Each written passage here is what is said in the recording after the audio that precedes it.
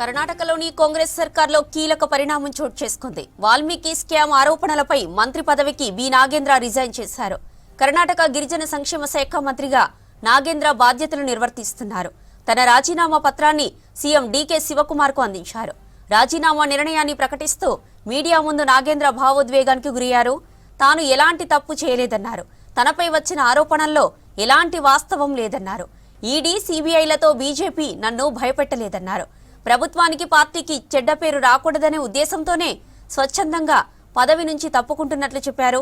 ఇక విచారణలో నిర్దోషిగా బయటకు వస్తారనే పూర్తి నమ్మకం ఉందన్నారు బి నాగేంద్ర. మహర్షి వాల్మీకి షెడ్యూల్డ్ తెగల అభివృద్ధి కార్పొరేషన్లో అకౌంట్స్ సూపరింటెండెంట్ చంద్రశేఖరన్ 2024 మేలో సూసైడ్ చేసుకున్నాడు. కార్పొరేషన్ నిధుల దుర్వినియోగం జరిగిందని ఆరోపిస్తూ అప్పట్లో రాసిన లేఖ సంచలనమైంది. ನಮ್ಮ ವರಿಷ್ಠರ ಜೊತೆಗೆ ನಮ್ಮ ಖರ್ಗೆಜಿ ಸಾಹೇಬರಾಗಿರ್ಬೋದು ಕಾರಣ ಅರೆಸ್ಟ್ ಮಾಡಿದ್ರು. 3 ತಿಂಗಳು ಜೈಲು ಹೋಗಿ ಬಂದೆ. ನಾನು ಬೇಲು ತಗೊಂಡು ಬಂದಿದ್ದೀನಿ. ಮತ್ತೊಮ್ಮೆ ಸಿಬಿಐ ಚಾರ್ಜ್ ಶೀಟ್ ಮಾಡಿದ್ರು. ಫಸ್ಟ್ನೇ ಚಾರ್ಜ್ ಶೀಟ್ ಅಲ್ಲಿ ನನ್ನ ಹೆಸರು ಮಾಡೋದಿಲ್ಲ ಅವರು.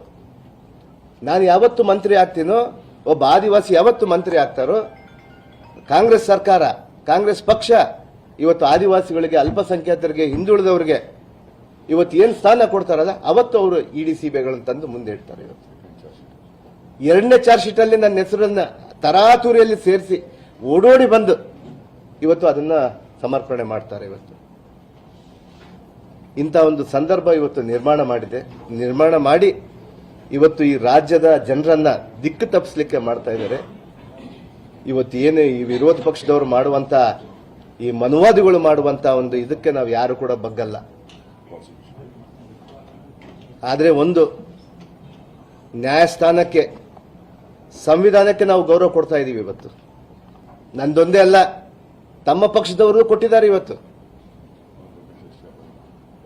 ಅವ್ರ ಬಗ್ಗೆ ಕೂಡ ಚರ್ಚೆ ಆಗ್ಬೇಕಲ್ಲ.